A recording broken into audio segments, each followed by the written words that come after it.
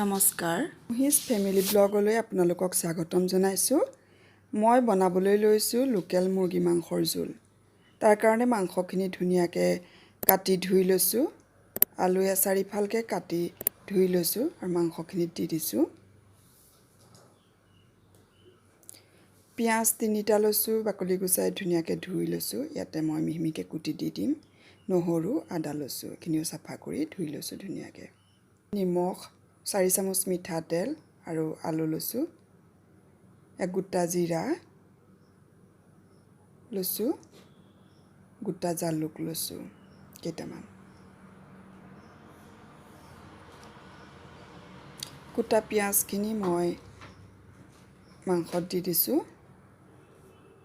তাৰে অলপমান ৰাখিছোঁ তেলত দিবলৈ। আদা নহৰু পিহি লৈছিলোঁ, সেইখিনিও মই মাংসত দি ধুনীয়াকৈ সানি লৈছোঁ। এইখিনি 45 মিনিটৰ কাৰণে মই ৰাখি থ'ম। বিলাহী 2টা লৈছোঁ, এইকেইটাও কাটি ল'ম মিহিমিহিকৈ। জালুক আৰু জিৰাখিনি মই এখন কেৰাহী গৰম কৰি ভাজি লৈছোঁ। এইখিনি পিহি ল'ম। এয়া পিহি লোৱা জিৰা জালুক, বিলাহী কাটি লৈছোঁ সৰুকৈ।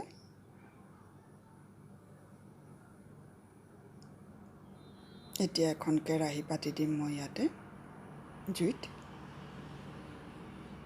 মিঠাতেল দিলোঁ অকণমান কেৰাহীটোত, বেছি দিয়া নাই। তেল পকিছেই, পিঁয়াজ দি দিলোঁ। পিঁয়াজখিনি বাদামী কালাৰ হোৱালৈকে মই ভাজিম।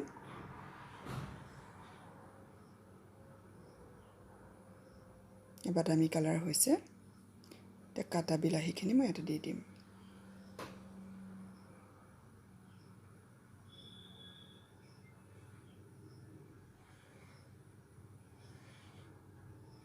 নামমাত্ৰ হালধি দিছোঁ আৰু নামমাত্ৰ নিমখ দিছোঁ, বিলাহীখিনি জহি যাবৰ কাৰণে।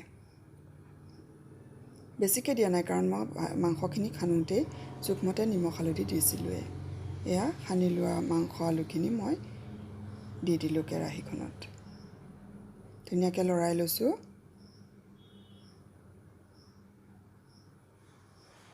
পাঁচ মিনিটমানৰ কাৰণে মই লৰাম।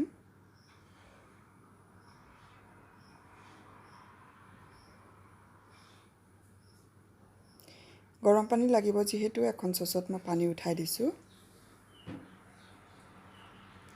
ঢাকোন মাৰি থলোঁ মাংসখিনিত। এয়া মই এনেকৈ 5 মিনিটমান ঢাকোন দিম। 5 মিনিটৰ পিছত ঢাকোনখন আঁতৰাই দিলোঁ। এয়া মাংসত থকা পানী ওলাই আহিছে। 5 মিনিটমান ভাজিলোঁ। পানীখিনি শুহি গৈছে আৰু তেল ওলাই আহিছে।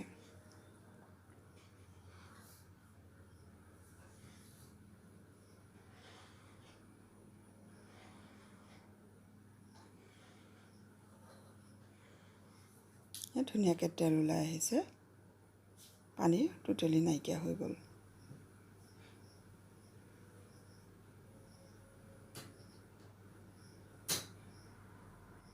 দুটা কেঁচা জলকীয়া ফালি দিছোঁ তাতে।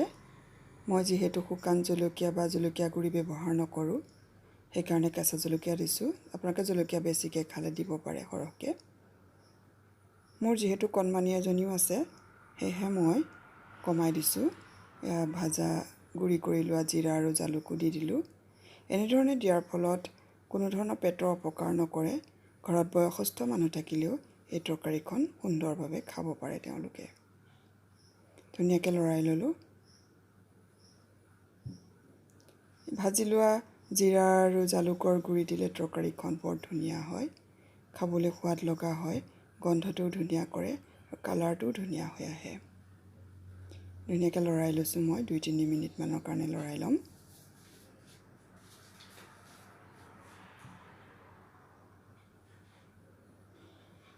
অকণমান পানী দি দিছোঁ যাতে লাগি নধৰে কেৰাহীটোত। ঢাকোন দি মই চিমত 10 মিনিটমানৰ কাৰণে ৰাখি দিম। 10 মিনিটৰ পিছত ঢাকোন খুলি চালোঁ, অকণ লৰাই দিছোঁ। অলপ ভাজিছোঁ।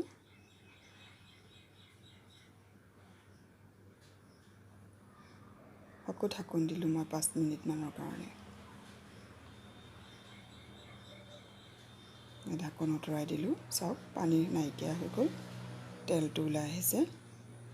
অকণ লৰাই দিছোঁ মই।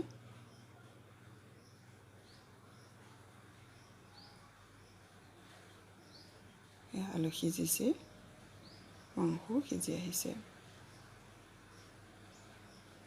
লৰাইছোঁ অকণমান, 2 মিনিটমানৰ কাৰণে এনেকৈ ভাজিম। এতিয়া ইয়াত পানী দিব হৈ গৈছে, মই জোখমতে পানী দি দিম।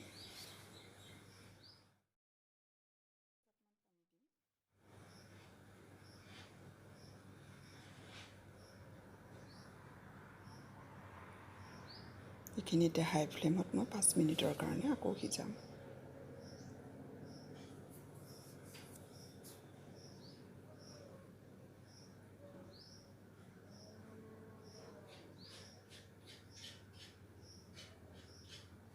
ঢাকোন লগাই মই 5 মিনিটৰ কাৰণে উতলালোঁ।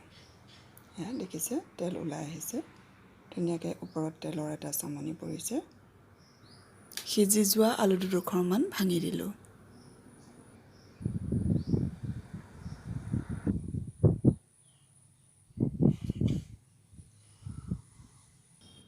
এয়া ধুনীয়াকৈ ওপৰত তেলৰ এটা লেয়াৰ পৰি গৈছে। এই তৰকাৰীখন হৈ গৈছে নমাবৰ। ইয়াতে মই এতিয়া মান ধনিয়া পাত কেইটামান দি দিম। ভিডিঅ'টি ভাল লাগিলে লাইক শ্বেয়াৰ কৰিব, ছাবস্ক্ৰাইব কৰিবলৈ নাপাহৰিব। লগতে থকা বেল আইকনটো দবাই দিব আৰু কমেণ্ট কৰি কেনে পালে জনাব। আপোনালোকেও ট্ৰাই কৰি চাবচোন। নমস্কাৰ, আজিলৈ আহোঁ।